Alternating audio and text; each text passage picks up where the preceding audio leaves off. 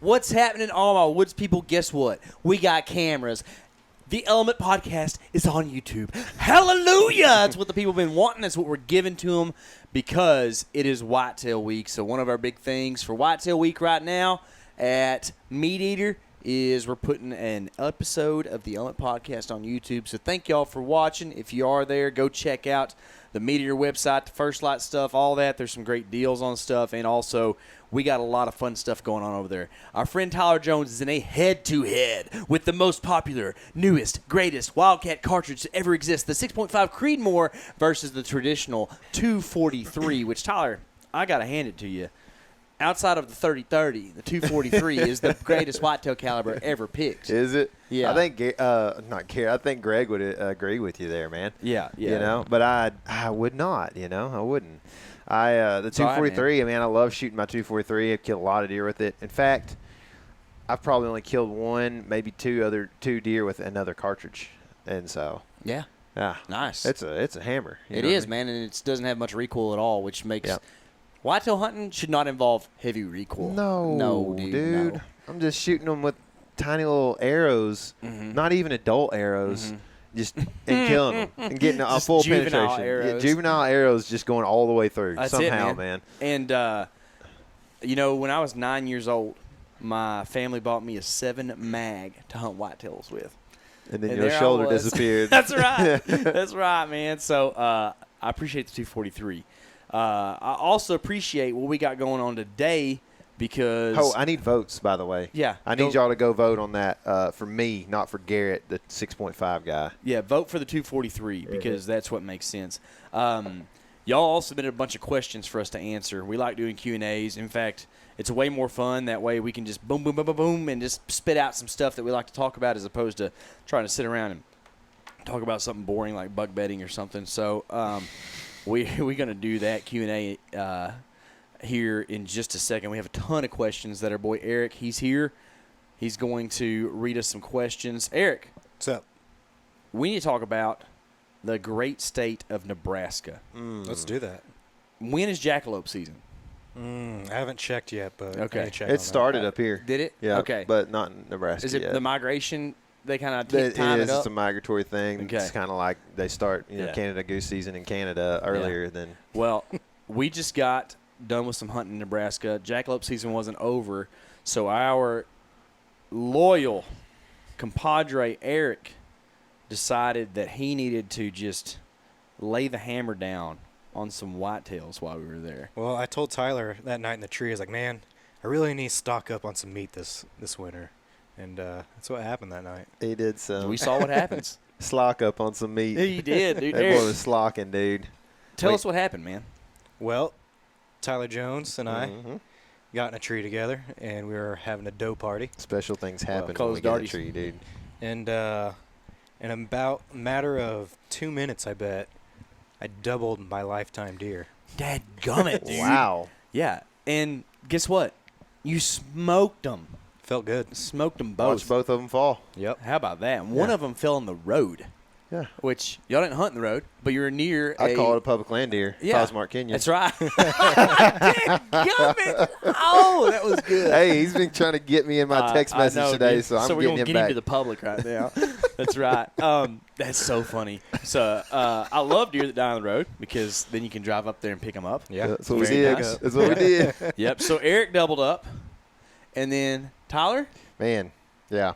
you just decided to just go out and just shoot a deer. This magic moment when I shoot at a buck. Tell me about this. Yeah, so a big buck walked out. Sorry. Let's give a little backstory. Okay. For those of you that don't know, there's a really good chance that that's not the case. But last year, Yeah. Casey and Tyler, I'm speaking of myself in third person because that's what jerks do, so I'm sorry, guys. I'm No, apologize. dude. But you get what I'm saying. Us two doubled up in Nebraska on two really nice bucks. Same evening.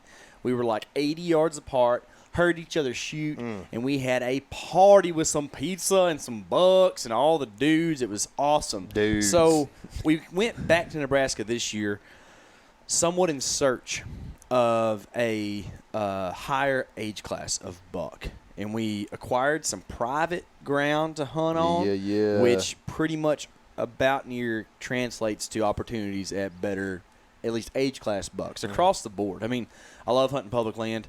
We're in South Dakota right now hunting public ground. It's a lot of fun. My standards here are probably a little different than what they were hunting private ground because your options are different, right? Yeah. Got to hunt some alfalfa, which was bad at the bone. I don't think I've ever hunted in an alfalfa field. I've hunted on the edge of them. Yeah. Quite a bit because sometimes you can get public that backs up to it. Mm-hmm. But, alfalfa is king in this country right now, Yeah, especially this time of year. Deer are real patternable. In late September, I made a post about it the other day.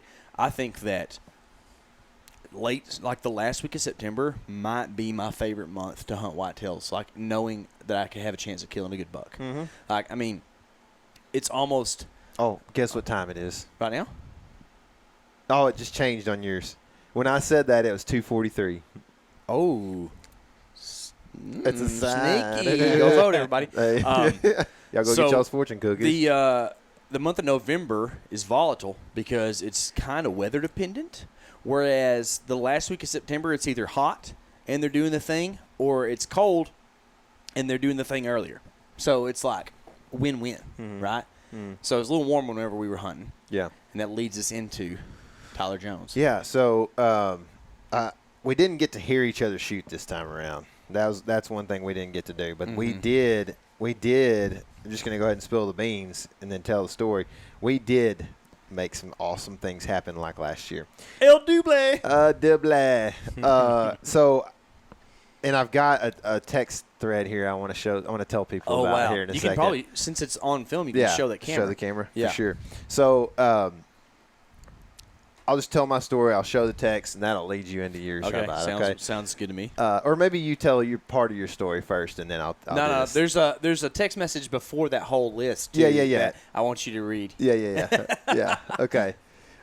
So I'm hunting. We're both hunting this way, but the deer are like these properties. They're not exactly. Like if you were to say I want the perfect property, it's not, because I would want to hunt out of a tree stand if I could. You know what I mean? Yeah. And these properties didn't have cover in the areas that deer were coming out. It would actually be like across the fence where they were coming out, but then they would end up pretty deep into these alfalfa fields. So I and KC both are sitting in hay bale blinds. They're like, I guess Redneck makes them. I don't know. And they look like a hay bale. I mean, they are legit. They're awesome. I mean, from 200-300 yards, you couldn't hardly even tell. And so we are hunting these things, and I'm hunting essentially the alfalfa, but also there's like, it's kind of getting into pothole country, so there's these low spots in some of these fields, and I'm hunting right in between two low spots, and one of which has like pretty good water on it. And I'm essentially kind of got a little bit of a, even though it's a big field, I've got a place where like the double whammy is looking to happen, you know, like I've got water and food right there, what they need, right? So the first night I had a really good buck come out into the alfalfa, but just didn't get close. And I was surrounded by deer. They were everywhere. Eric was getting sick footage of turkeys and deer. We had like a 2-year-old awesome buck that was like kind of hard to pass for a public land hunter, you know. He came, I bet, from me to Eric probably. If you're watching on video, you can. I mean, just about this close. I mean, yards. And anyway, we go into the second night, and we weren't seeing anything in the mornings. I mean, we hunted twice back in some timber in a creek system, and we didn't see anything in the mornings. It was slow. It was hot, and it was just slow. But they were beautiful mornings, kind of foggy. I saw a bunch of turkeys, but then that next night that we went out to that same spot, I was kind of wanting to move the blind kind of to where I wouldn't look into the sun. But there were so many deer around, it's like almost like, well, I don't know if they're going to be on this side or this side for sure. The water wasn't, you know, the water, if they came to the water, they would be looking in the sun, but most of the bucks actually came from the east the night before. So I won't make the story too long, but essentially I'm sitting there, some does, some turkeys drinking water stuff around, and then all of a sudden I look out. I think I was getting ready to try to, you know, relieve myself in the corner, and I look over, and there's a big buck at like 150, maybe 200 yards out in the field. He's head down feeding, and I'm like, oh, man.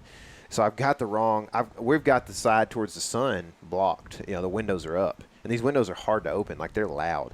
So I've got the other windows on the east side down. So I'm like, all right, I'll get these put up. And I can't remember how this goes, but it's all on video. We're going to put it out hopefully pretty soon and get as soon as we can get it edited up. Like, we're very busy right now, but we're working on it. I finally get these windows pulled up, and then because we've got like a end and a side and a see-through, and I don't want this buck seeing our silhouette, right? Well, all of a sudden, he just like decides after a few minutes of feeding, he's thirsty, and he's going straight to the water, walking, not eating, not feeding, not browsing anymore. And I'm just like freaking out, right? And I'm like, this because he's big. And so like I'm like, I got to get these other windows down towards the sun and also not get seen. And there's does at 25 yards. So I'm like pulling this stuff down. I'm like telling Eric, hey, peek out. Let me know if those does look. If they look, that means they heard us, so I'll stop. And then when they look down, he lets me know, right? So we're just working as a team. I finally get my window down.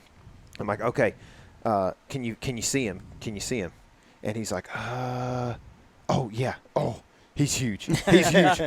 Dude, hurry. He's huge. I'm like, dude, I'm trying. I was freaking out already. Way to de-escalate the situation. No. I actually like that a lot. Like, I don't like people who play the cool, man. I like it when people are excited, And so I appreciate that about what was going on in that situation because I was feeling the same way. I'm like, oh, somebody who feels like me right now and has a mental freak out, And so I'm like, I got to get your window down so you can film it, right? So the sun is blaring, and I put my head down below the window, and I'm like, let me know if they look. And I start pulling it down, and then all of a sudden he gets the water, and I'm like, oh, my goodness. He's like, he's drinking water. He's like, hurry. And I'm like, start pulling some more, and he goes, he's looking. And I'm like, okay. And so I stopped. It's like, let me know when he stops looking. And so in the meantime, I didn't know, but I'd already ranged him, or I'd ranged the water. And so I knew how far he was at the middle of the water, which was 34, 35. And in the meantime, he had turned around. He got kind of weird because he had heard me, I think. And so he stopped drinking and turned around, and he'd stopped and was like looking at does or whatever. And I only had the window down. If you're on YouTube, you can see I had the window about this far down. The tripod and the camera is sitting like right here. And I'm like, dude, you just got to freehand it. You're just going to have to freehand it. And so we finally worked through that. He gets the camera off the tripod, and he's freehanding, getting sick footage. And I go, I'm like, you ready? Yeah. Draw back, looking dead into the sun. And this buck is got a couple pieces of grass in front of him. It's not much, but it's like my arrow will shoot over it. It's in between us, but visually, I can't see that great because it's like got seed heads, and it's like blown out highlights. You know what I mean? Mm-hmm. And so I put it where it's supposed to be, and then I'm like, it's too high. He's fixing to jump the string. It's 35. It's string jumping distance, and he just kind of caught us, making noise. So I put it low where I thought was kind of blinded, but felt pretty confident that's where the heart is. I put my 30 on there.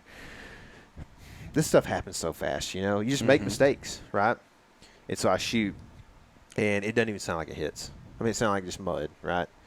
And I was so disappointed. Like, immediately I knew it was low. It's that low, and this is on video, y'all. Well, he kind of runs out like 15 yards and stops, and I was like, and he kind of limped as he was stopping. And I was like, oh, I think it might have hit the back of his leg or something, So I just like, stay on him. I grab my arrow, and when I get my arrow on my string, I pull up, I range him. He's at 55, and he's kind of stopped. And so I crank my sight to 60, and I pull back, and he starts walking, but he's walking really slow because he's limping. And I put it on the front of his shoulder. I can tell I've hit him, right? So I take a desperation shot a little bit. But I put it on the front, like the point of his shoulder at 60. He's walking, like I said, very slow. So I felt pretty confident about it. I shoot, and it sounds like a bomb because it is. I mean, he was 60, and it's just like, and hits. And, dude, within 2 steps, there was so much blood on the side, like, Eric was like, smoked him, dude. Like we were so pumped, dude. And he runs back towards the fence line, and I'm like, he's not gonna make the fence, dude. And he's filming. Eric's filming, And all of a sudden, this dude goes straight through the fence. And he, like, the deer was limping, like, pretty bad. Mm-hmm. When I shot him, he acted like there was no more limp. Mm-hmm. It was crazy. I mean, he just bullet, dude. And he hits the fence so hard that this is a fairly new fence. It takes 3 strands, the top 3 strands off the fence for like a 50-yard section. Like, we had to repair the fence, dude. And game over.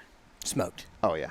Yeah. So I get a text. So let me give a little backstory here. I'm hunting a different pasture, and it's just a hayfield. We don't have any cover to access. It's just the green square, and we're in a hay bale blind that we put out that day, and this is the day before, and we put it out in the back corner because there's a little low spot where deer are probably gonna come out because it's what they do. They go to the back corner low spot.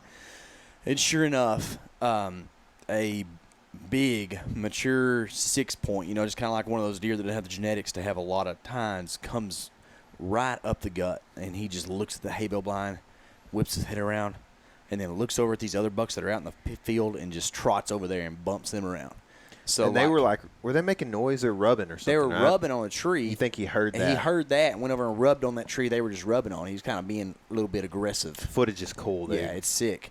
And so, we had a great evening that didn't produce a dead deer. And that's one of them false wins I kind of have been talking about a little bit. Yeah, like you were here to kill some deer. So I was sad. So the next evening, we kind of had a plan that we were going to go in there and kind of, again, like you were talking about, move the blind a little bit so that we'd have a better shot and a better way to film because we were at a 90 to where that deer came out. And there was no way to get footage of him where he was sitting except for me to film, which you can't really hold a camera and a bow at the same time. So we had to make an adjustment. And so while doing that, I pick up this blind and kind of move it about 10 or 12 degrees. And Greg sticks his head in and is like, well, I got bad news. What? He's like, we just bumped a deer when you're moving the blind. It's like, crap. And this is one of those deals where it's all or nothing. If you feel like you bumped it, you're not going to see any deer. Yeah, they were fixing to come out right there that night. That's what you felt That's right. like. Exactly. It was going to do the same thing over again. Yeah. So I shoot this deer, and at 7:38 p.m., Casey texts me, decent chance I zero. And I was like, oh, man. So then we go to recover my buck. And then things happen for you. And I can share the text after you tell kind of part of your story. So at I don't know what time it was, but it's late. I can tell you. It's in. So tell me 3 minutes before that text message. 7:43. 7:43. Decent chance I zero at 7:38. Yeah. So somewhere between those 5 minutes, everything changed. We have does that just come from a weird place. They must have been bedded in the sun. I don't know where they were. They were just who knows where, but they came right up beside our blind, just stomping, running around, and we're looking at the window trying to figure out where they are. Well, then I look back to the little buck hole back there, and sure enough, there's a buck standing there, same frame and everything as the big 6 from last night, shaking his head, looking around just like that deer did, and I start freaking out. I have about 4 breaths that are the most labored, anxiety-ridden breaths I've had. And this happens every once in a while when an animal kind of takes me by surprise or kind of gets me juiced and I was there. And then I calm myself down and started making decisions. And the weird thing is, y'all probably kind of see where this is going as I tell it. This deer had a very round rack that kind of came up in the front, and he had really tall brow tines. And right away I was like, it's the big 6. So I never really looked at his rack again from that. To kind of just pin a bow on that, it's a different deer, and I completely messed that up. Still a mature buck. This deer actually decides to come on out as opposed to do something weird. And at that point, I'm like, oh, I'm shooting this deer. He is guaranteed to give me a 35-yard shot at least where he's going.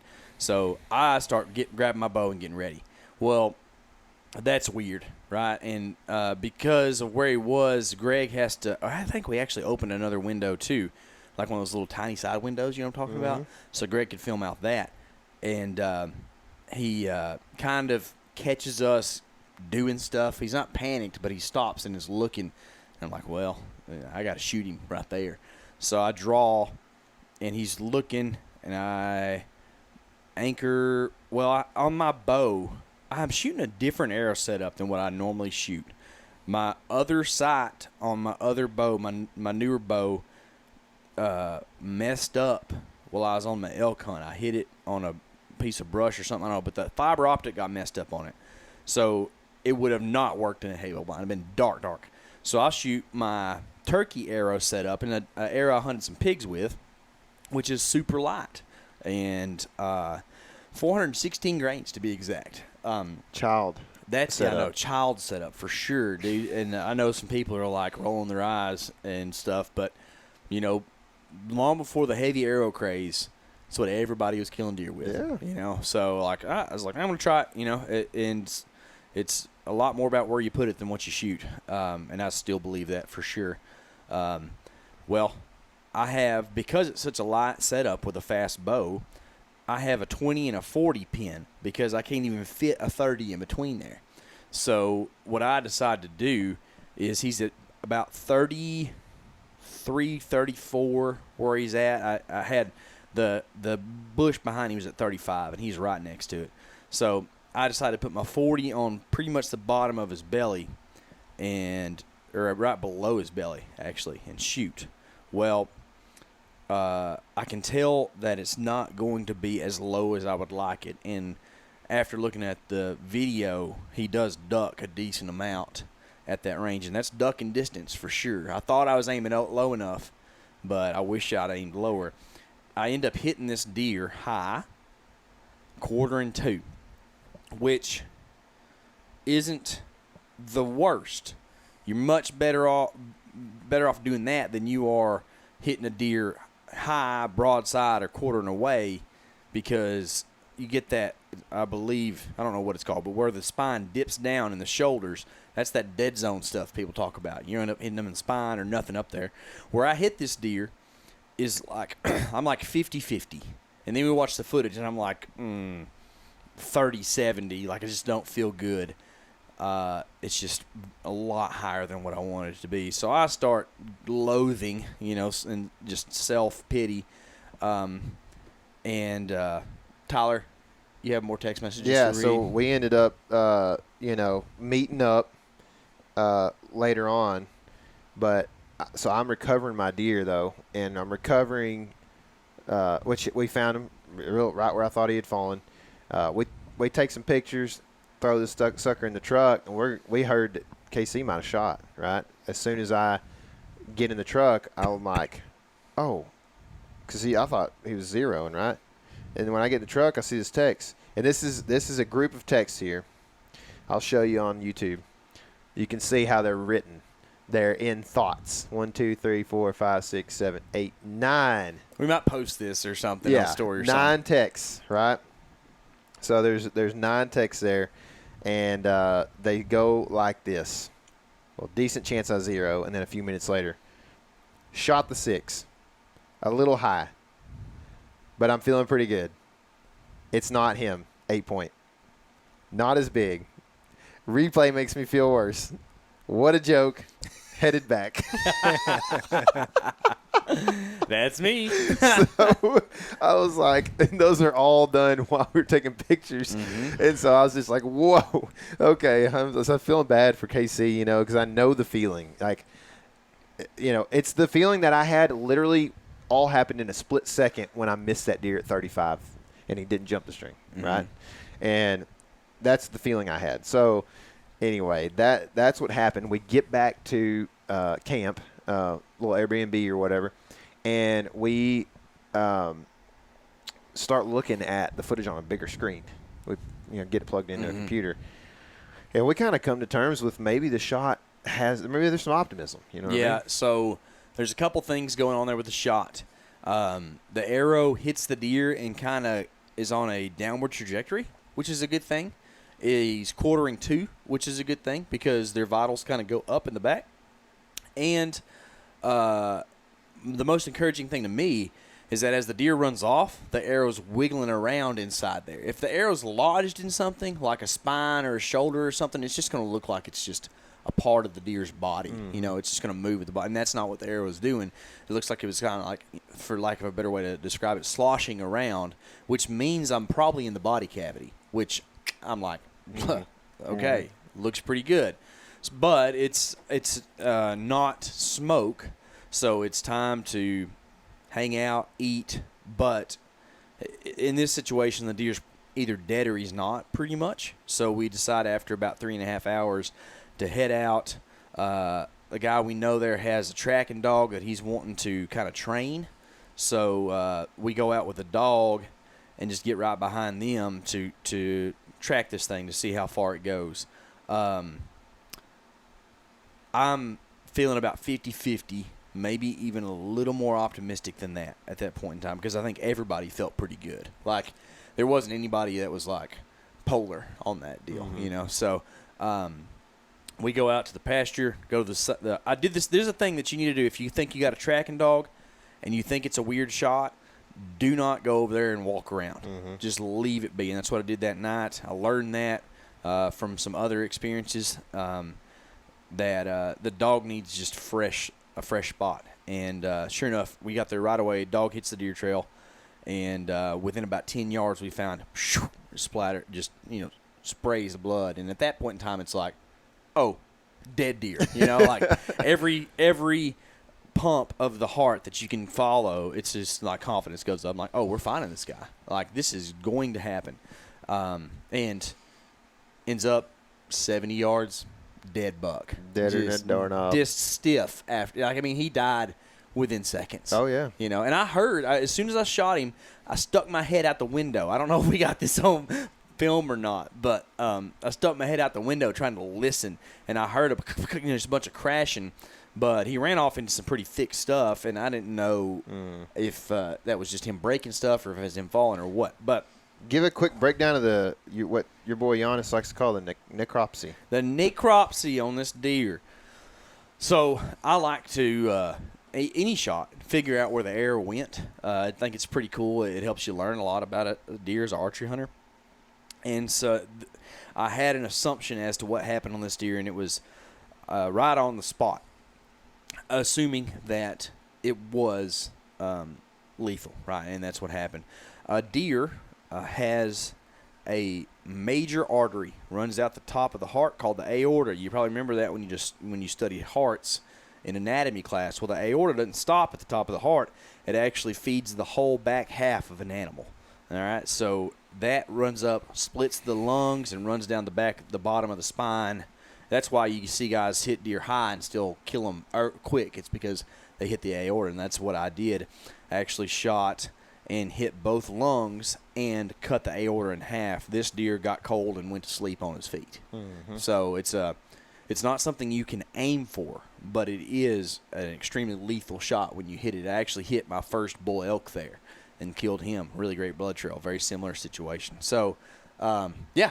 Very thankful and blessed that worked out. I needed the lift there because I was feeling a little down after some of the elk hunting and other stuff that I've done already this season. And Nebraska double happened again. Man, got it done. Exciting times. So with that, look forward to some Nebraska deer hunting coming out, possibly on Meat Eater and the Element pretty soon. We'll see how that all shakes out. But for now, Eric, we're going to hop into some October Q&A, and we're going to try to move through these pretty quick, guys. So get your pen and paper out, take some notes, and let's just get down to business. All right, let's do it. First question, what do you do if you're driving and a deer runs across the road? Legal hunting on both sides. Gas it. I put a pin on OnX usually, mark it, and then I'll go back and think about, like, what do I do with where he was at, what was he doing, what is he going to do. Yep, ditto. Just want to figure out what he was doing and why he was there. Yep. Second question, during rifle season, oh boy, hold on. During rifle season, I've heard deer noises from both deer and hunters. Making a move could be deadly to the deer or to me, depending on the source. Any suggestions how to tell the difference? Yeah, it's pretty hard to tell the difference, I guess. Sounds like you're just hunting real close to where other people are, so maybe that would be my suggestion, is to just maybe find something a little more remote. I don't walk around with a decoy, and if it's, I don't know if it's like law where you're at, but if you're worried about other people shooting, then wearing some orange will help with that. Or you can get you some private permission. Yeah.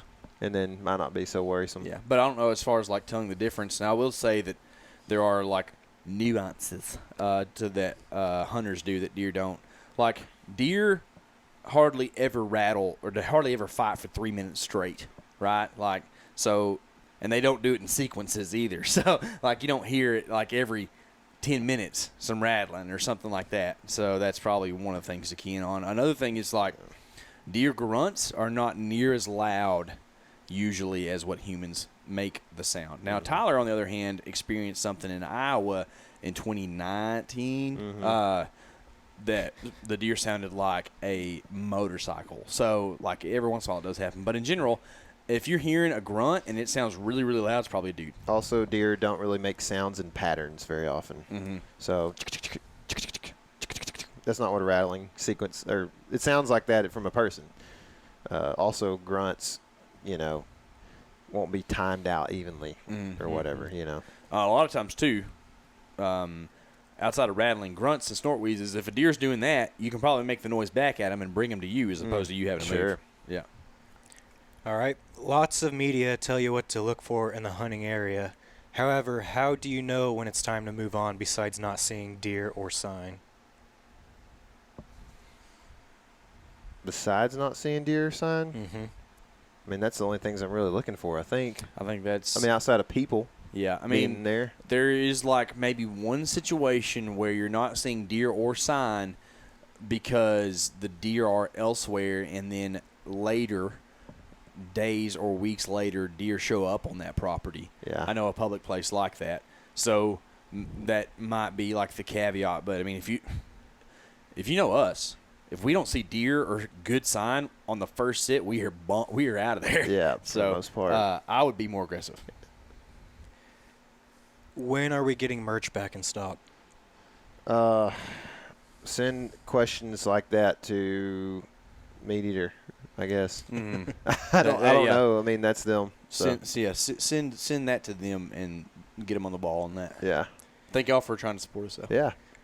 What are 3 reasons to write off a piece of public or hunting property, meaning you'll never go back to it? Never go back. Wow. Yeah, I don't know. I don't know, man. I mean, I told myself I wouldn't go back to Nebraska, and then I did, and then I killed bucks. So maybe there's not a reason to never go back. I don't know. This isn't something I've dealt with, but some parts of the country, if there's wolves that move in, I probably would never go back. Yeah. Not because I'm scared of wolves, but just because they have there's terrible repercussions on deer populations. Grizzlies, on the other hand, you would never go back. I mean, that or like construction that changes the landscape. Like if somebody is putting in a highway and clearing trees, you know, then whatever. Or if, you know, like if you're hunting urban deer or whatever, and somebody puts in a big new house or building or whatever, then yeah. There's also a situation where I like to kind of vote with my pocketbook sometimes, for lack of a better way of putting it. So, like, if you really disagree with some management practices or some things going on with just say department, you know, whatever the level of that is, that would be a reason I might not go back to a place. Yeah. I think also maybe like lack of cover would be. Like, if I went to a place, I can think of some places in Kansas especially where, like, we went and looked at them in the first year or two, and we were like, they ain't going to happen there. And they ain't going to grow a tree out there for the next 100 years. So, yeah, maybe that too. Do you guys use scents on your hunts? Cover scents, deer urine, or anything? TT and scrapes. Yeah, not anymore. I used to mess around with it, but I just don't anymore. Yeah, I don't think I have in the last couple of years either, especially. So, how do I try to start a career in the hunting industry? Riding, filming hunts, etc.? So if you are a writer, I would just write and self-publish anywhere you can get it. Volunteer to do free work. That's a great way. I mean, that's in any outside of writing too. Yeah, right? Absolutely. Tyler and I volunteered to do free work for a long time, but it was for ourselves. Yeah. So like, the hunting industry is a terrible term, but I understand why you used it. I try to think that I operate outside of that a little bit, but I definitely understand that we are part of that too. So like, if you really want to do that, and your goal, it depends on what your goal is. If your goal is to get rich, don't even try. If your goal is to do something you love for a living, maybe not try. Like I know a lot of people who participate in other very fulfilling careers who get to hunt a lot. So if that's what you're trying to do, maybe look at that. But if you want to be in the hunting industry, my best advice is to do things not on camera. So, like, for instance, our friend Tony Peterson has spent some time in front of the camera. On that note, has spent some time on camera, but he, for a long time, wrote. And what that allows you to do, and he still writes and does a good job, but what that allows you to do is hunt without the burden of a camera, so you can kill a lot of things and have a lot of perspective on killing stuff. And then beyond that, our friend Chris Webb sitting across the room over here, and his advice, which I was also thinking of, is to become an accountant, work in the industry for a business who is in the hunting industry, and then you are in the industry, but you're doing something that is maybe more valuable than being an influencer. Yeah. So like essentially like third party consulting or something like that, for somebody who's in that, and then you get to hang out with people who hunt, and maybe they invite you on a deer hunt sometime or something. Best place to find bucks in October on public land in Iowa. Ooh, Tyler. Over a scrape. I mean, find the biggest scrape you can find and get them. I would say maybe it's just October. I mean, later in October, there's probably some ridge stuff you can hunt, like saddles and just top of the ridges if there's any cruising and cold weather comes in. Bean and cornfields could be good places in October. If you have some private access, you can also find those big scrapes on those edges of those fields. And that's kind of my best advice right now. Tips to take a buck in Tennessee big timber without trail cameras. Hunting this year without tech for fun. Say it again. The first part of it. Tips to take a buck in Tennessee big timber without trail cameras. Man, clear cut edges. Finding the feed tree, like a big white oak that's got some good acorns, or some sort of soft mast, maybe. Considering this is an October podcast, that would be probably some things I'd look at. I would look for sign, and I'm going to take a page out of the playbook of one of our good friends who's a killer and say, hunt the same stand. Once you find good sign, then you know deer move there, hunt the same stand on good winds, and you'll kill a deer with consistency. That's a good call. A lot of times run and gun can get in your way because you're always trying to outsmart deer, and you're leaving deer to go find deer, and then you just end up just burning yourself out. When do you start calling, and how often do you call/rattle? KC called early in South Dakota one year. Yeah, I as I've gotten older, don't hardly ever blind call. So it's all about seeing a deer. This is a Bill Winke thing.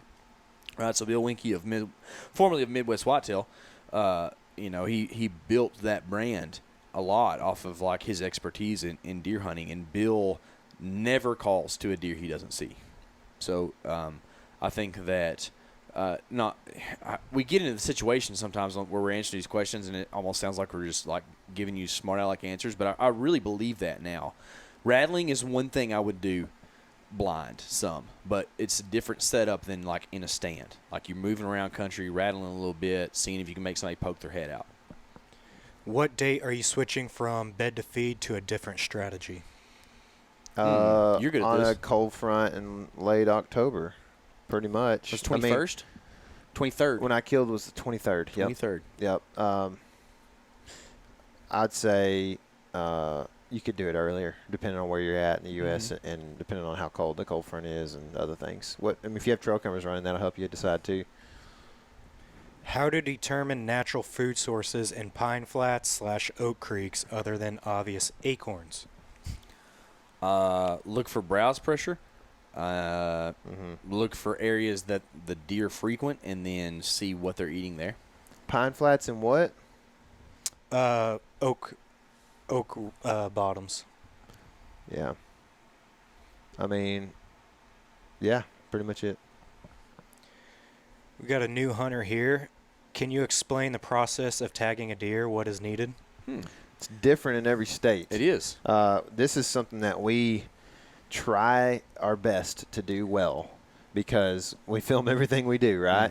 But it's also a big burden because it's different everywhere you go.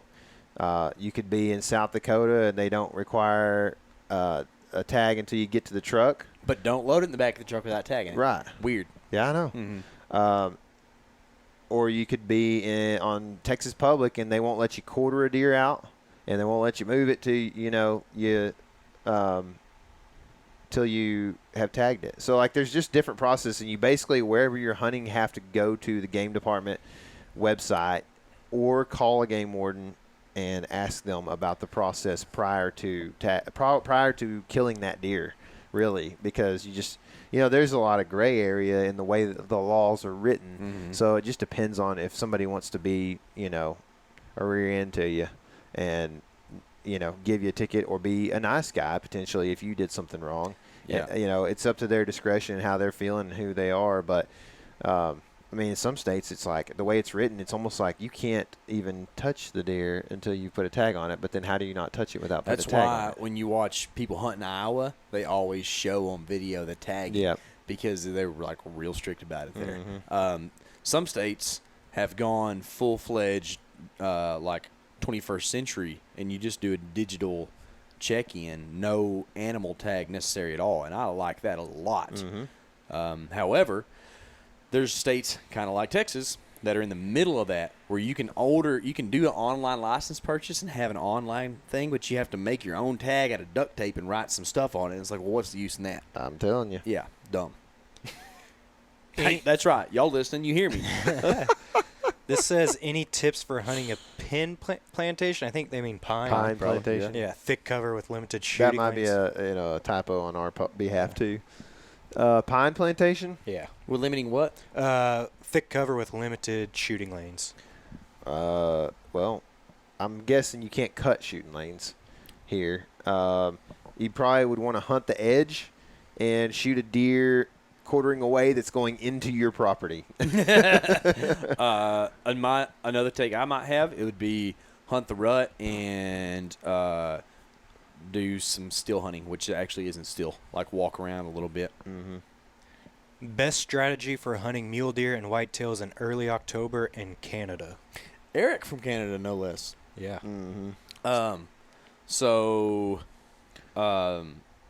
I think, what is it, barley fields are up there and stuff. They got all kinds Canola. of weird ag up there. Yeah. I would say that, like, I don't know, I imagine they're still feeding heavy in ag fields, and I think from what I've seen in some of that stuff, which Canada's a big place, but you could glass them coming in and out, and before it gets rut time, really bed to feed pattern stuff. Like same stuff, like find them in fields where they're coming out, and then go hunt them 100 yards back in there, or whatever. Favorite early to mid-October locations for picking up a buck? Scrapes. Scrapes are going to start opening up this time of year, and you're going to have an issue a little bit where there's a bunch of random ones. But if you can find the scrapes, like especially if you correlate it to OnX, like the ones that make sense about where deer will move around, you can put a camera there, and those scrapes will usually end up being like season-long scrapes. Yeah, and maybe like the last 5 days or so, it starts to get close to the rut. I mean, get on fence and creek crossings on trails and stuff too. If you're in persimmon country, persimmon or oaks, soft mass type stuff too. Yeah. When you go to a new spot, do you put cams out even for a short time, or is it for future information?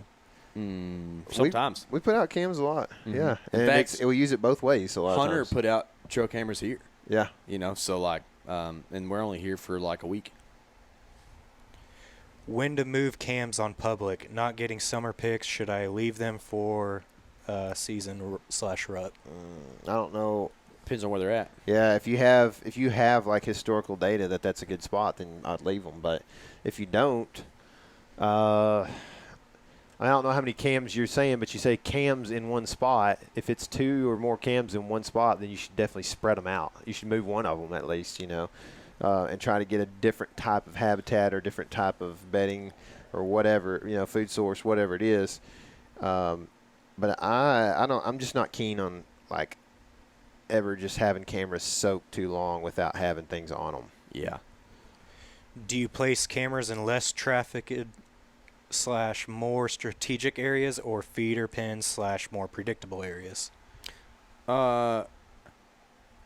Okay. So, like, this is kind of a private land question. He's talking about feeders, right? Mm-hmm. Okay. Depends on what you're trying to accomplish. If you're trying to take inventory, put them on the feeder. If you're trying to figure out where you can kill one in daylight or what access he's taking, you know, the less trafficked areas. I think you'd start near feeders a lot though, and work your way back, like Casey's saying. If you're trying to pinpoint where you can kill them, then you might work your way back with that camera. But I mean, a lot of times Casey and I will find deer that are using someplace at night, and we have a pretty good idea where the bedding is. So if we find that deer, we know where to go after that, right? Yeah. And so then you just move from there. My thinking about my home properties, 20 acres, I just run a camera on the feeder, and then I kind of just know where you might be able to shoot one besides the feeder. You know, so like if you only need one option, that would be the thing. Hunting heavy timber, how do you decide what's too close and not close enough to trails? Ain't nothing too close. I mean, pretty much. Like last night, I had to hook my foot to get one of the shots that was in my shot window, but I didn't have to use it. But you know, if I was going to shoot the one window that was like on the tree, I was pretty much on. Then yeah, it makes it difficult. But really, I mean, 5 to 15 yards is just as good as it gets. You know. As long as you're not super high, 5 yards could be tough. Right, yeah. Dude, 12 yards is like the best. Oh, I love it. Yeah, 15-yard shots. Oh, my Give goodness. them to me, please. Like, yeah, and you almost can't be, like, even if a deer's coming down the trail and he's going to go right by your tree, you could shoot him in the chest at 10 yards. You know what I mean? Like, and it's lethal, by the way. We've seen that. How much cover do you want in a tree? That's a good question. Yeah, it's hard to quantitate, too. Yeah, because I guess the question that really is being asked in a more expanded format is like, too much cover could make it hard to get shots, but not enough cover could make it hard to get a deer close or even get drawn back, right? Ideally, you want, I don't know, if I was going to say a percentage of cover in a 180 direction around you, like pretty waist high or so, maybe like, ideally, like, I don't know, 50% or so, you know? You know what I think about when I think about this? A couple things. I like multi-trunked ash trees because I can get in the middle of them, and there's usually like 5 trunks, and then you got windows all around that, and you just are not perceived in that. And then another thing I think about when they ask this question is, what's a redneck blind look like? You know what I'm talking about? If somebody's hunting out of a redneck blind, how much window do they have compared to coverage? Yeah. And it's probably like 60% coverage, 40% window. Yeah, you're probably right. That's probably pretty close to like what would be ideal. Now, I'll hunt out of a lot less cover than that and have. Yeah. You know, this is kind of expanding his question because it's a good question. But backdrop is just as important as cover. Like, I don't want to hunt on a telephone pole in the middle of a field. But if I can hunt in a telephone pole in a closed canopy, it probably ain't. Or with that a big cedar tree behind you, you know? Yeah. It probably ain't that big of a deal. Yeah. Yeah. When do you target rub lines in and out of bedding, year-round or time-specific? I think if you were going to target a rub line, for me, like late October would be the time. I think outside of that, I don't know if I would even target a rub line. Would you? I don't really believe in rub lines. Tell you the truth. I can think of one place that I believe in a rub line. I think that rub line is there because there's already a trail there. Well, yeah. But it's a rub line. It's still a line of rubs that's created down a trail.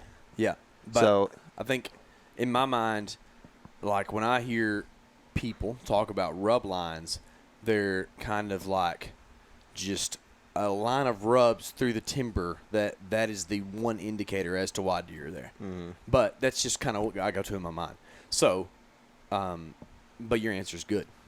yeah, if you were going to, like before the rut, once the rut really gets cranked, I don't think there's a whole lot of rhyme or reason to think. If we're thinking about the same place, which I think we are, the late season was the time to hunt that because the rub line developed as bucks used that trail.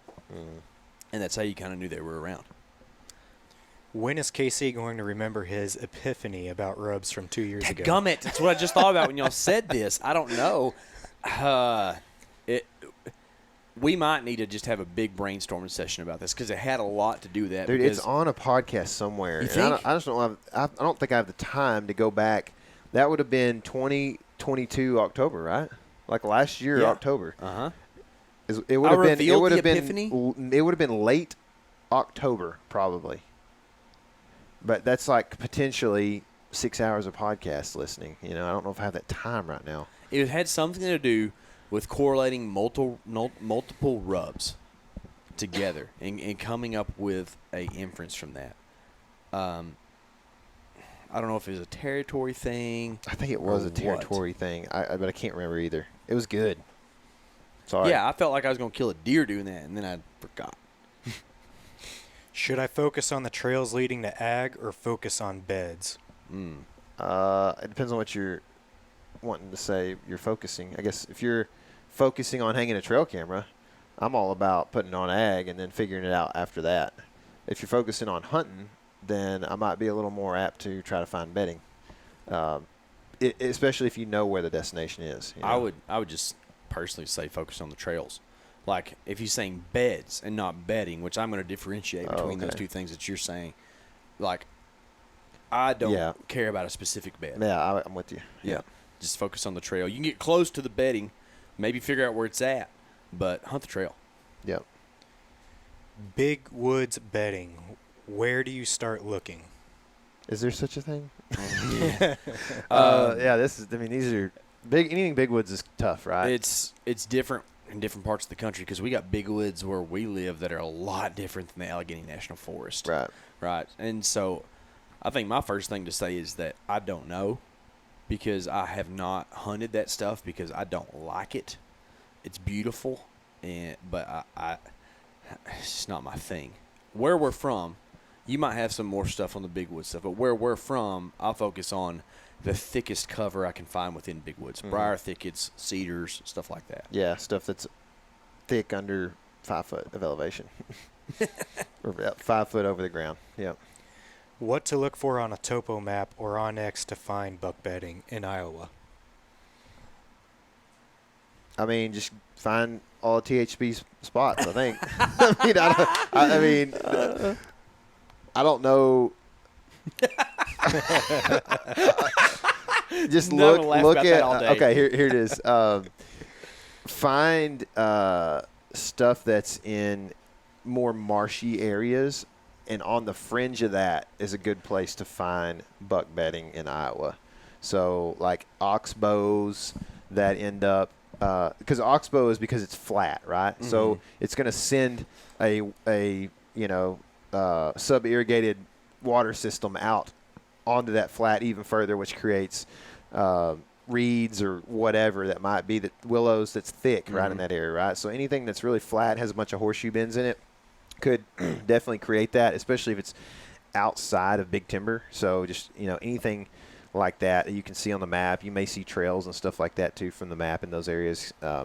That's probably a good place to find deer bedding. Now, when it comes to buck bedding, that's just a matter of, it really is just a matter, like, everybody knows about, what was it called, the buck nest or whatever they had, like when they were back at Midwest, right?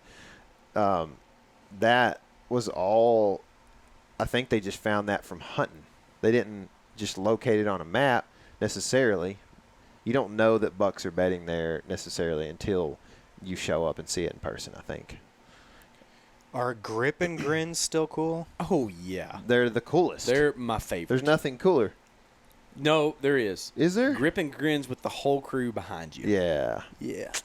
I mean, really, like the artistic, the abstract, the hold the chin. I'm not all big on all of that stuff personally, you know. I'm not saying they're not cool, but like the coolest is a grip and grin, dude. I'm happy that I shot this deer. I put a lot of work into it, and I want to grab it, show it off. This is what it is. You feel the deer, and you understand that this is something that was put on Earth as a renewable resource for us to eat and enjoy. I can't not grin. I know. You're grinning right now. Look at you. I know, man. Dadgummit. Hunting private this year, and deer are moving all day long, almost every day. What would you? What's the problem? That sounds like an awesome. When would you get out and in? Oh yeah, this there is a problem. Yeah, for sure. I would go in early in the morning and kill a deer in the morning. Early in the morning. Yeah. Rising to my feet. You just might need to think about access some. Like, just because deer are moving doesn't mean you can't find a way in and out. You might need to look at maybe creek bed access. Yeah, it's good. I don't know much about your property. Boat access is, maybe you got some water. I don't know. Also, as weird as it sounds, you're on private. If those deer are used to ATVs or something, just drive your ATV right to where you're hunting and get out and hunt. And I was going to say, just hunt close to the road. Yeah. I mean, if you're on private, like, deer hang out near road systems often. And if they know and hear the same thing happening every day and you don't change anything, just go in off the road and pop in there real quick, right, and do the thing. Mm-hmm. I find so many deer stands in the woods. If straps are old, do you assume it's abandoned? If they're older than like a year old, maybe. But if they're like from the last year or two, I don't necessarily assume that. It's more about like, is there vines growing on it, or like during deer season, right? Or is there a trail coming in and out that shows that a dude's been walking in there the same way every time? Is there boot tracks? Is there mud on the steps? Like, it's more than just the straps being old for sure. Do you bare shaft tune arrows? Mm-hmm. I don't, but they make me at the bow shop. I do for sure. Trying to get the right sight tape and having trouble at 60. Tips when you're between tape? You make your own.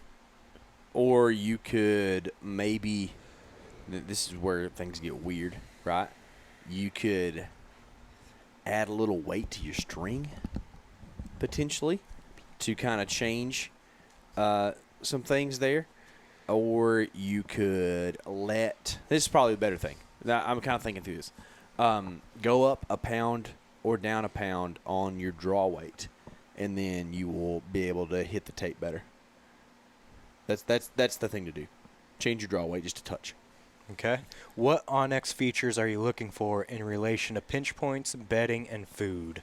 I like how the term OnX has become synonymous with map features. That's cool. So say that again. Sorry, I got kind of caught up on that. What OnX features are you looking for in relation to pinch points, bedding, and food? OnX features in relation to pinch points, bedding, and food. Man, it sounds like you just told me what to look for.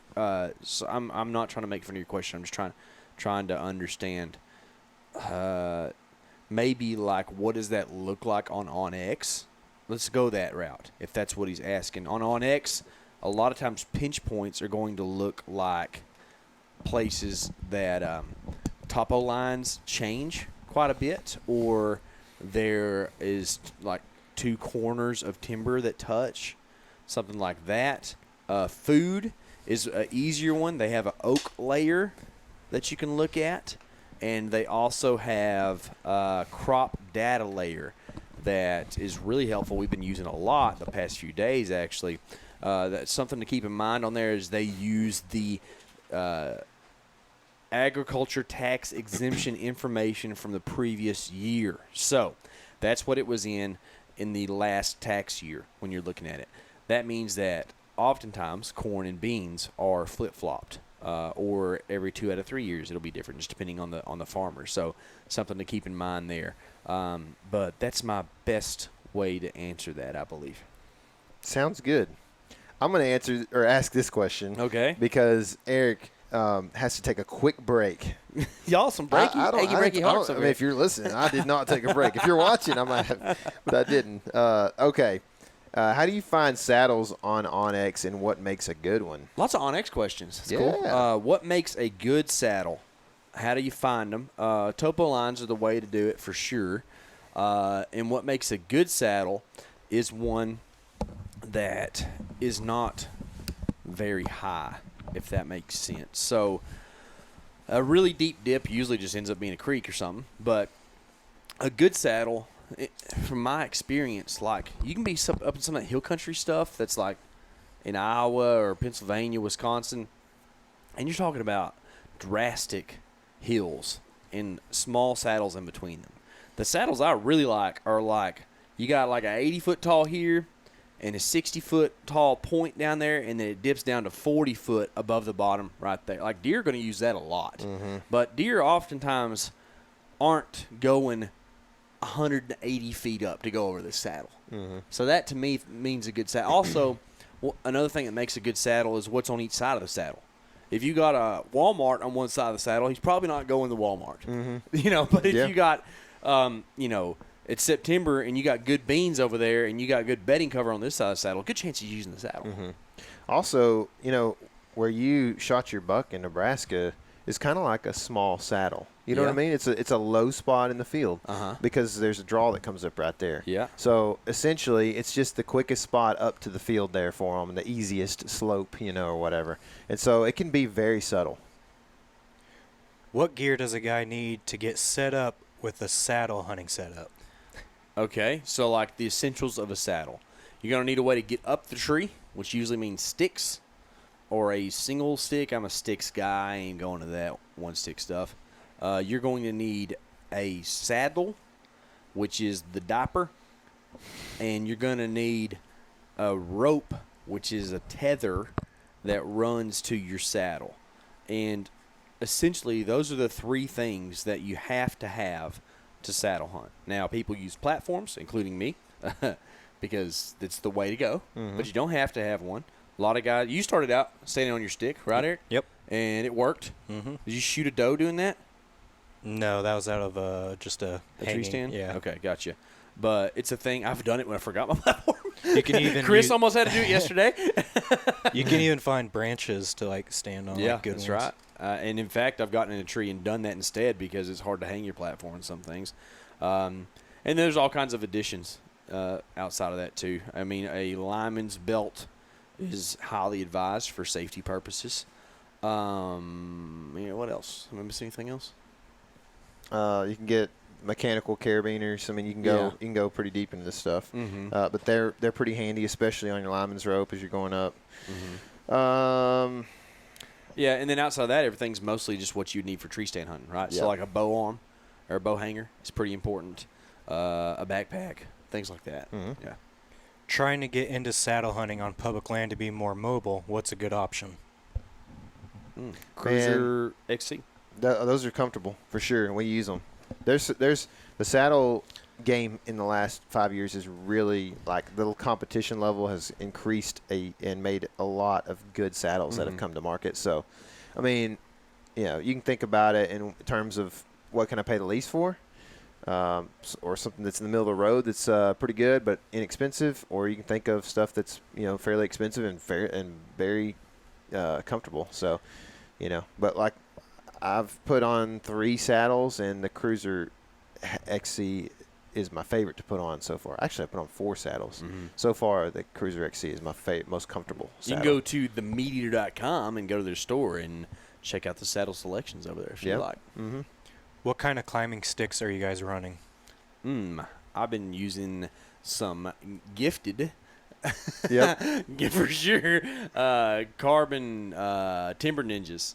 C1s, they also sell those on the store at the meat eater. I like them a lot. But I do too. You've used them too. But your opinion's different because of one little detail. It's the ropes. Yep. I would use M steel ropes, and I would use those. Which I still don't have any M steel ropes, but I've got the ropes that I had last year, and I used them yesterday or the last couple of days when I've been in the trees. So.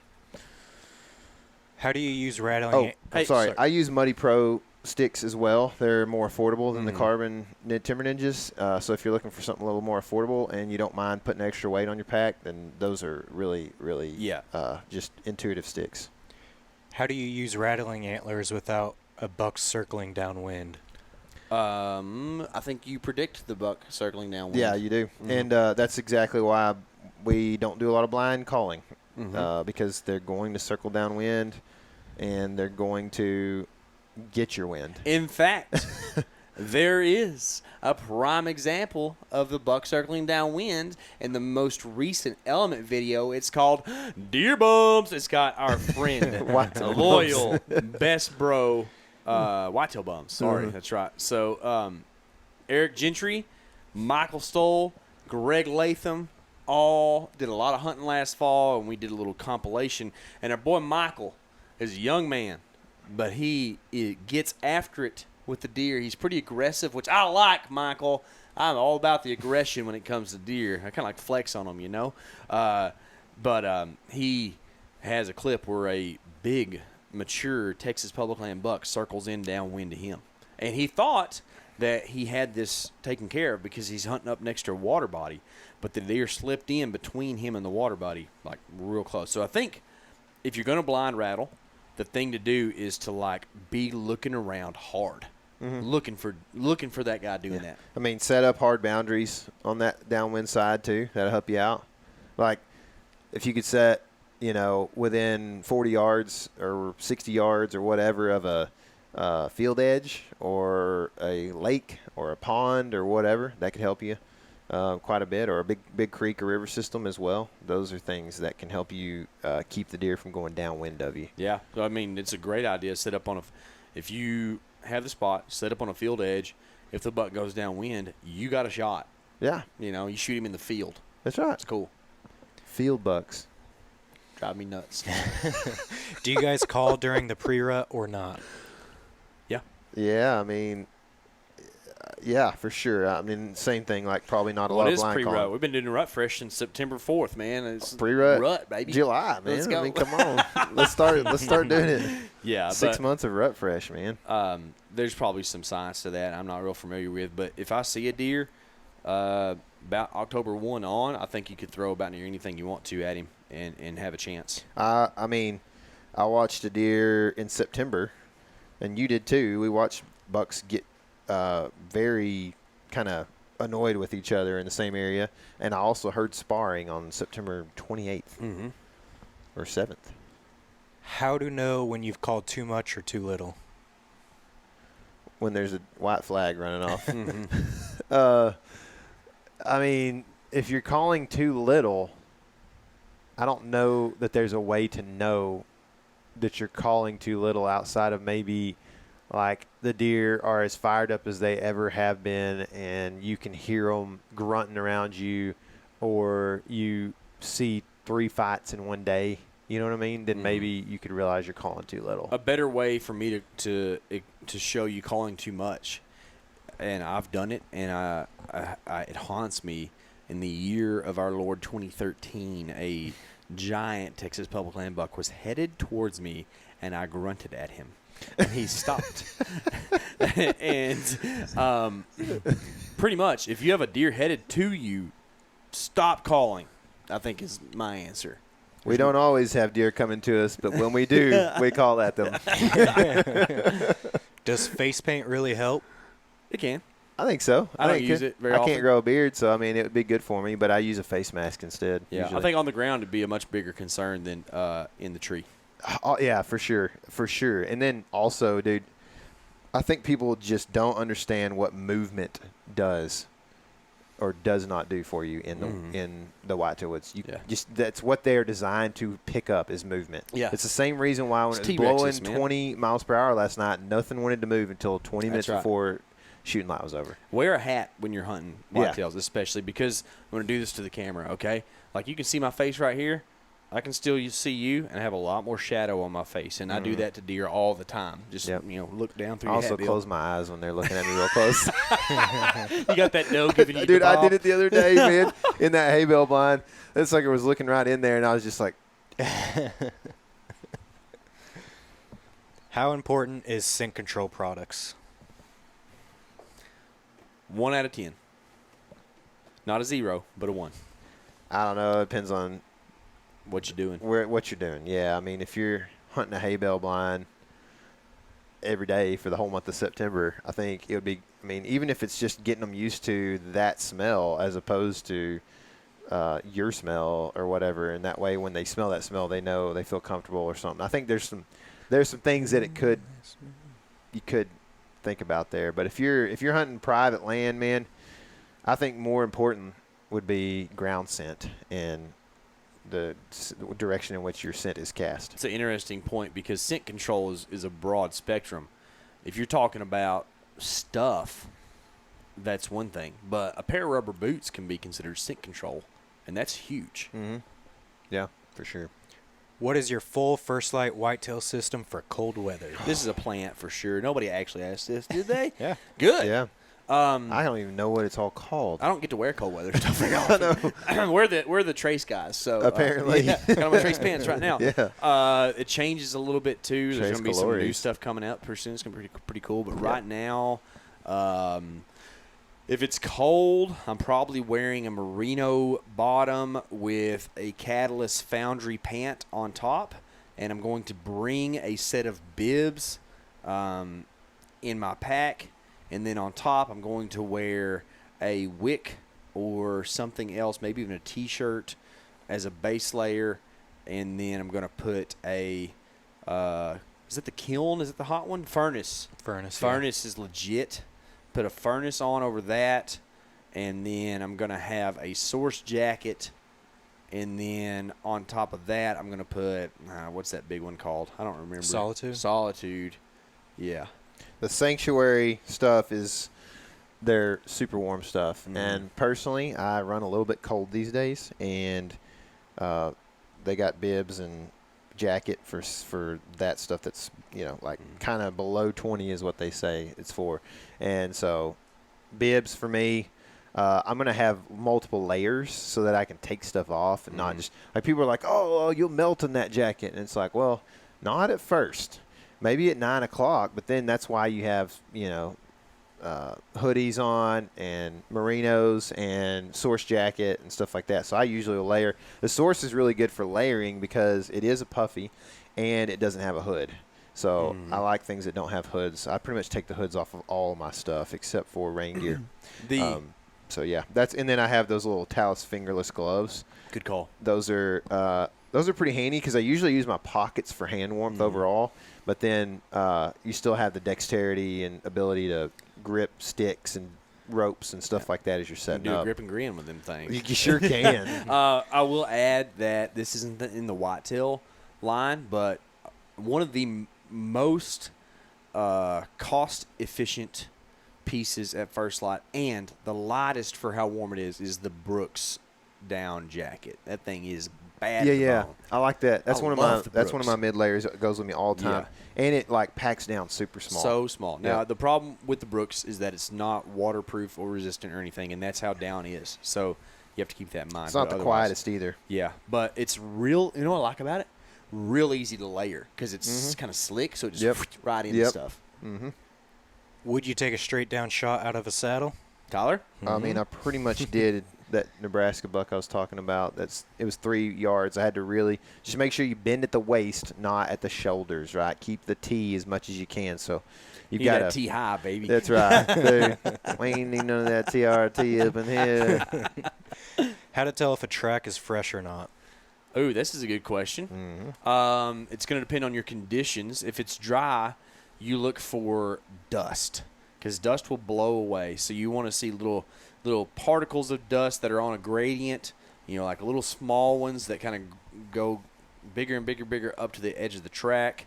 You're going to look for other stuff in the track. So, like if there is a pine needle or anything like that, it's probably a hour old or something. This is kind of arbitrary. So, like, just all little indicators like that. I'll also like to think about what's going on in the grand scheme of things, where, like, I did this elk hunting a lot lately. Elk were kind of doing one thing in the morning and one thing in the evening. Well, I'd see some tracks that looked pretty fresh, but they were going the wrong way. So, like, well, that's from this morning. That's not this evening. So that's another way to tell. What about the wetter stuff? You got any thoughts on that? I use my boot a lot to see, like, what kind of track is my boot leaving. And what does it look like after I step there? I mean, I weigh pretty similar to what a mature buck is. I'm a mature buck myself. A swole neck. And so, yep. I usually, obviously, my foot is wider and bigger, right? And so it's not going to press as deep down. So I just keep that in mind. Just bear that in mind as you look at it. But it gives me some thoughts. Mm-hmm. Tips and tricks on packing camera gear, archery gear for a day hunt in one bag. Well, those transfer packs that we have are really big. As well, I shouldn't say that. Volumetrically, they hold a lot. They're not super huge. They're not too big, but they're built like a square. They don't narrow down at the top like a lot of backpacks do. So you can fit a lot of stuff in there. You're probably the best guy to answer this. That's what I was going to say. Yeah, the transfer pack, what I like about it is the side zip. You know what I'm talking about on the front, the side zippers that you can expand the pack if you need to fit more stuff in it, or zip them up and it makes it a little more compact. Yeah. I think you need to also think about the way you pack the bag. So don't put your heavy layer jacket on the top, because you're not going to wear that till later once you get set up, right, if you're going to hang and hunt. So don't put your camera at the bottom of the bag if you're going to video, because you can't video yourself with all the stuff on top without having to take everything out, right? So think about the way you pack your bag. Your saddle needs to go at the top of your bag, so that if you pack it in, so that once you get to the tree, you can put it on and then go up, instead of putting, pulling stuff out and whatever. So just think about the way you pack, I guess, more than anything, and use clothes to protect that camera gear a little bit. Preferred frame pack for solo packing out a deer. Well, we used the Exos recently. I don't know if I have a preference. Those are packs we have. I mean, we've packed out of the transfer pack before. We have. It's not a frame pack, though. It's not fun. I mean, but we also did a mile pack in it, so not everybody's going to be packing that far. I don't know. Greg has a Mystery Ranch that works great. It's frame pack. I have a Stone Glacier, works good. I don't know if there's, like, those Cafaros, I'm sure, bad at the bone. Yeah, I don't have a ton of experience with anything. I mean, the Exos are nice. I do like one thing about the Exos, and I think that there's some, I don't know which brands have them. So let's just talk about a type of pack. I like the dump pack like that. It has the roll top. Yeah. So like on an elk, I like the ones that squeeze stuff together and you strap it down, because you're usually toting a quarter. But a dude can haul out a whole whitetail deer, like fairly easy, right? Not easy, but like it's pretty doable. So like at least being in able the South. being able to put a bunch. Yeah, well, we could have hauled out 2 in South Texas last year. Yeah. Last night I couldn't have held that deer out. No, it'd been pretty tough. We wait, last night. I mean, I was hoping you'd keep talking. Having the dump style pack just allows you to just keep shoving meat in there, so you can put a bunch of different quarters and cuts and stuff. So that might be a point there. Yep. If you're solo hunting, do you bring a frame pack to the tree for packing out the deer? I mean, unless I'm using it as my whitetail backpack all year, I don't. I usually go out, but it just depends, man. If that's what you want to do all year and that's your pack and it works for you, then so be it. But we hardly ever, you might do something. Man, I'm taking all my stuff back to the truck and then coming back in. You might do this a little bit this year, but like we hardly ever are true solo hunting anymore. Yeah, it's true. We always, I mean, we might hunt by ourselves, but there's usually a dude around, and not to go all philosophical on you and be Socrates over here or anything, but like, if you find yourself solo hunting a lot and don't have someone to come help you, you might do some self-evaluation as to why you don't have the person to come help you. It's kind of sombering, but like, it might be good to have a buddy. You don't have to like hunt together, but it might be good to have a buddy you can rely on to come help you pack out a deer. Last question. If you could have one piece from First Light for deer hunting, what would it be? One Piece. Isn't that like a popular anime? Yeah. That's what I don't. You're the one. It just got Netflix adapted. You can ask your boy Jason about that. Yeah, for sure. I'm going to. I haven't watched it, but I think it's about gold mining or something. I don't really know. I'm a Dragon Ball Z guy. What was the question? One piece of First Source Light. jacket. I'm calling it. All right, dadgummit. One piece of First Light, right? Source jacket. Explain why. Man, please. I don't know what Mark, how much credit he's going to get in this, but no, none. Okay, good, perfect. The Source jacket is the perfect combination, at least so far, the best combination of insulation, lightweight, quiet, comfortable interior, and me and KC have really, the Spectre pattern has grown on us a lot. Oh, man. At first we were like, I don't know. And then the more we hunt in it, the more we're like, man, it really does blend into, this sounds like we're just making it up, but it really does blend into a lot of different habitats. It's weird because it is kind of a little bit of a darker pattern, but even in Kansas, it looks good a lot of times. There's a lot of light breakup in there. Yeah. The only, and this is, I'm going to say something bad about First Light, right? Oh, man. The only place it doesn't work is out there in the antelope country. Yeah. It's like light colored grass. So, Typha.